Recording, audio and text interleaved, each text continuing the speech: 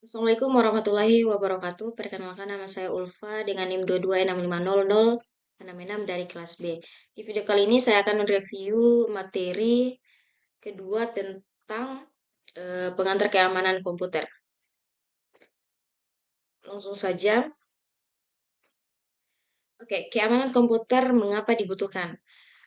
Pada information based society menyebabkan nilai informasi menjadi sangat penting dan menuntut keamanan untuk mengakses dan menyediakan informasi secara cepat dan akurat menjadi sangat esensial bagi sebuah perusahaan maupun personal.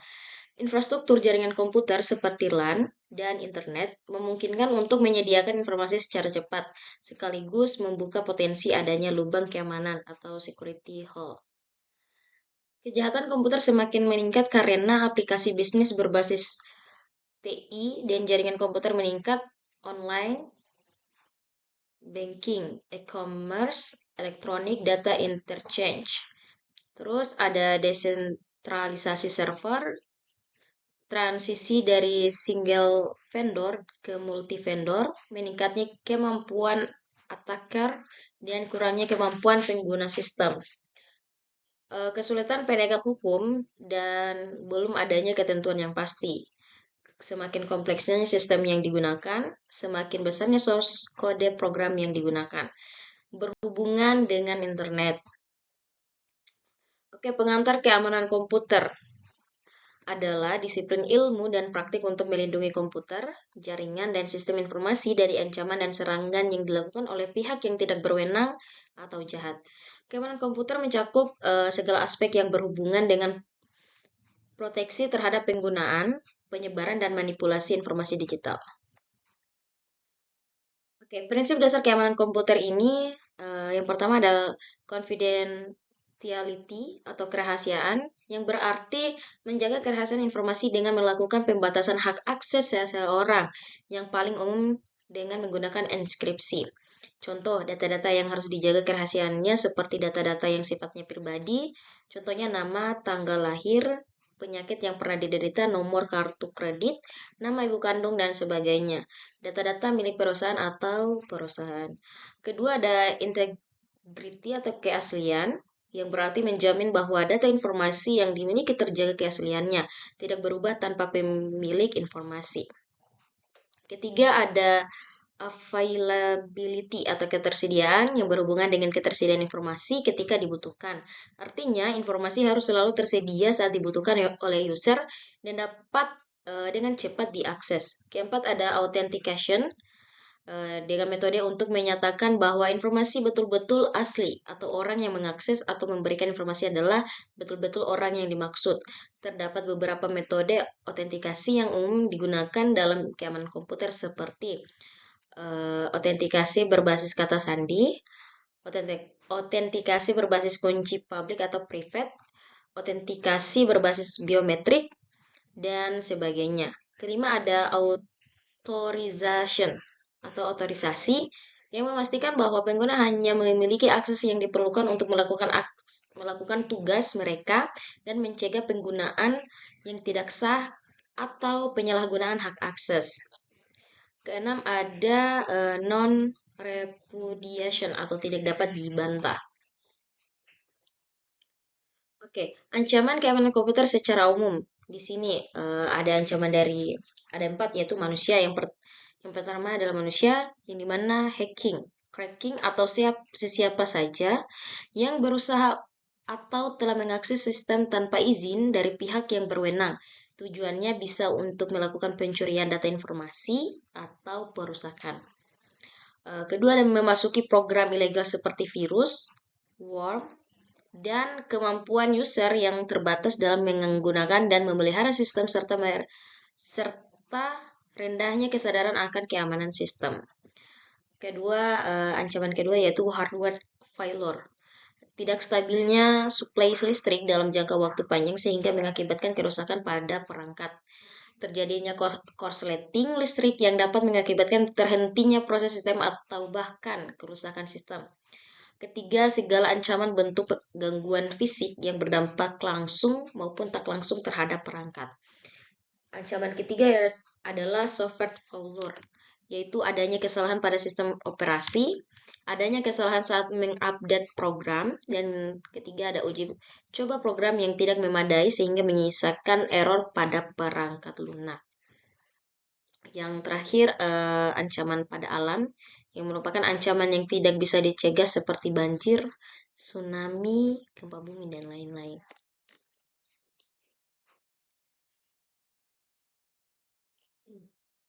Di sini ancaman keamanan komputer, menurut David Ikoff, di sini berdasarkan lubang keamanan, ancaman keamanan dapat diklasifikasi menjadi 4, yaitu keamanan yang bersifat fisik, yang termasuk akses orang ke gedung, peralatan, dan media yang digunakan. Contoh, denial of service yang dilakukan misalnya dengan mematikan peralatan atau membanjiri saluran komunikasi dengan pesan-pesan yang dapat berisi apa saja karena yang diutamakan adalah banyaknya jumlah pesan. Kedua, ada keamanan yang berhubungan dengan orang lain atau personal, yang dimana identifikasi user, yaitu username dan password, yang profil resiko dari orang yang mempunyai akses pemakai dan pengelola. Ketiga, ada keamanan dari kata dan media serta teknik komunikasi atau communication. Di sini ada 3, ada enkripsi, firewall, dan VPN. Keempat, di sini ada keamanan dalam operasi. Adanya prosedur yang digunakan untuk mengatur dan mengelola sistem termasuk mengelola sistem keamanan dan juga termasuk dalam recovery. Oke, lanjut ada security attack models. Menurut Stallings atau William Stallings, Network and Internetwork Security, Forensic Hall 1995, serangan attack terdiri dari ada interruption atau perangkat sistem menjadi rusak atau tidak tersedia. Serangan ditujukan kepada ketersediaan atau availability dari sistem. Contohnya serangan adalah denial of service attack. Kedua ada interception. Pihak yang tidak berwenang berhasil mengakses aset atau informasi. Contohnya dari serangan ini adalah penyadapan atau sniffing, man in the middle, phishing, dan keylogin, terus wire tapping. Terus ketiga ada modification. Pihak yang tidak berwenang tidak saja berhasil mengakses, akan tetapi dapat juga mengubah atau tamper aset. Contoh dari serangan ini antara lain adalah mengubah isi dari website dengan pesan-pesan yang merugikan pemilik website. Keempat ada fabrication, yang dimana pihak yang tidak berwenang dapat membuat hardware dan software palsu untuk mengontrol sistem. Ilustrasi serangan keamanan komputer. Sini ada ilustrasinya. Sini internet service provider. Di sini adalah ada hacker. Sini ada internet, oke?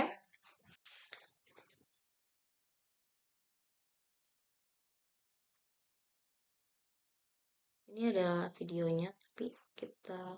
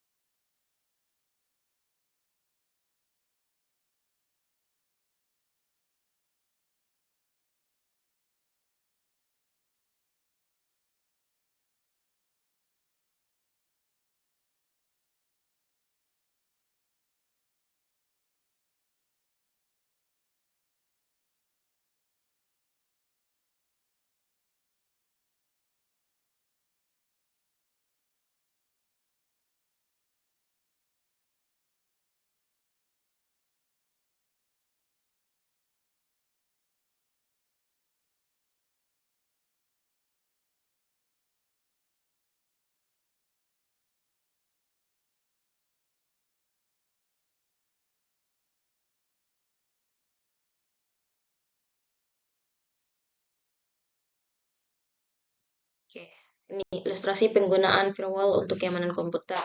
Videonya bisa dilihat. Wow, wow, wow.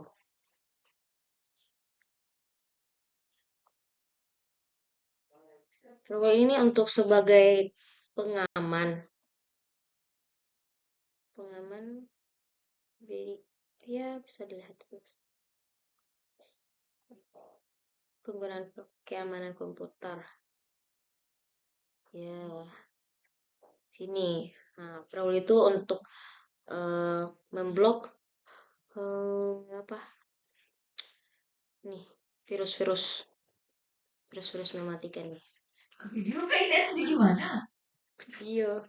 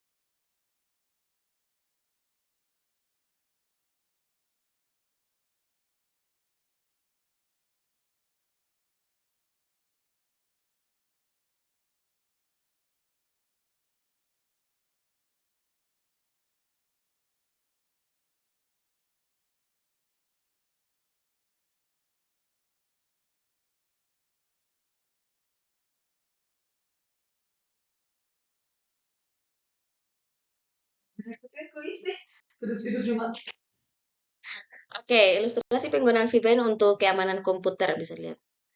Asli, wow. VPN ini adalah Virtual Private Network, yang dimana bahasa Inggris.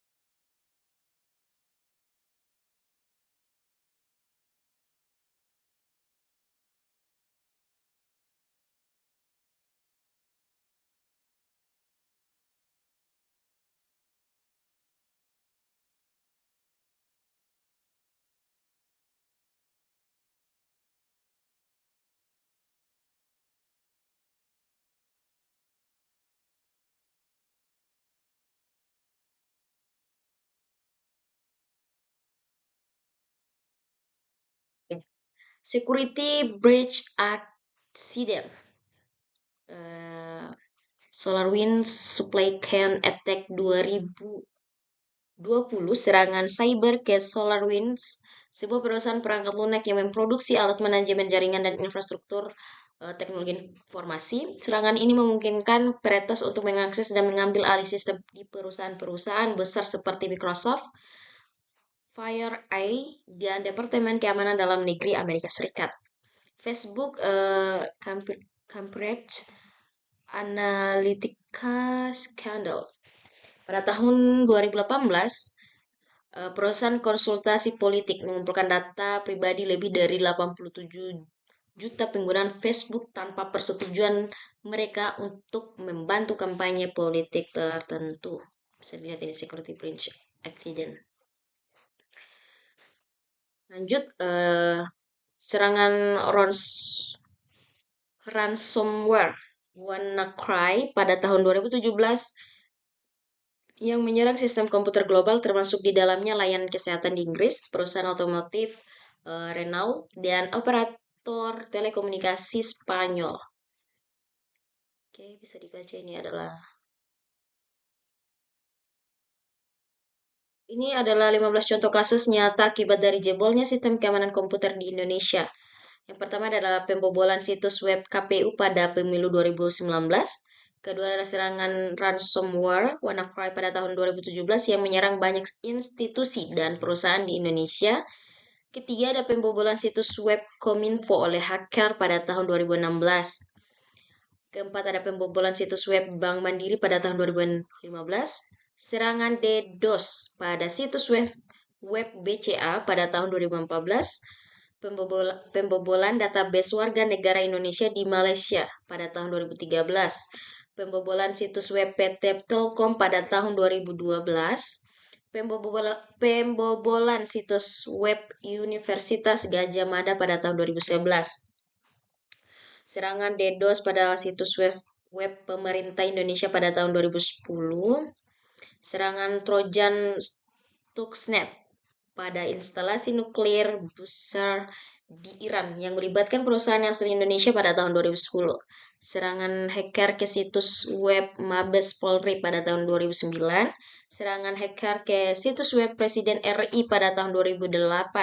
Pembobolan situs web ke Dubes Amerika Serikat di Indonesia pada tahun 2007. Serangan virus I Love You pada tahun 2000. Dan serangan virus Melissa pada tahun 1999. 7 prinsip keamanan komputer menurut Stoneborner pada tahun 2004 adalah sebagai berikut. 7 prinsip keamanan komputer. 1. Menetapkan kebijakan keamanan yang baik sebagai dasar untuk desain sistem. Kedua, perlakukan keamanan sebagai bagian integral dari keseluruhan sistem. Ketiga, perjelas batas keamanan fisik dan logik yang diatur oleh dokumen kebijakan keamanan. Keempat, pastikan pengembangan dilatih tentang cara mengembangkan keamanan perangkat lunak. Kelima, kurangi risiko ke tingkat yang dapat diterima. Asumsikan bahwa sistem eksternal tidak aman. Identifikasi potensi pertukaran antara pertukaran risiko dengan peningkatan atau penurunan biaya dalam aspek lain, efektivitas operasional. Kerangka kerja keamanan informasi.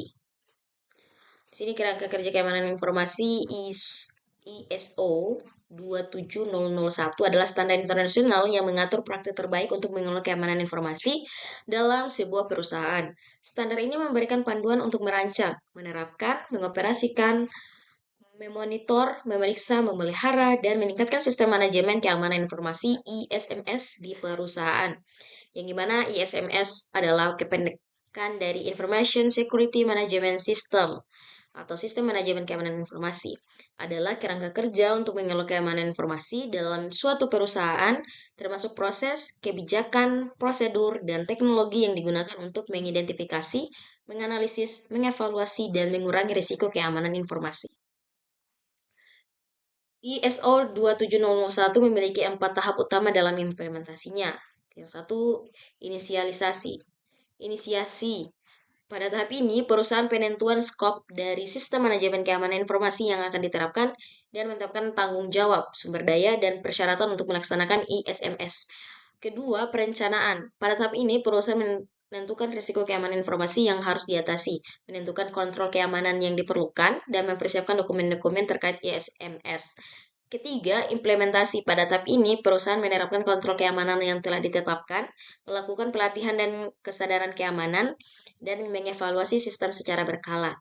Keempat, evaluasi. Pada tahap ini, perusahaan melakukan penilaian terhadap sistem manajemen keamanan informasi yang telah diterapkan, melakukan pengukuran kinerja dan efektivitas dari kontrol keamanan yang telah diterapkan, dan melakukan perbaikan dan peningkatan untuk memastikan bahwa ISMS selalu up to date.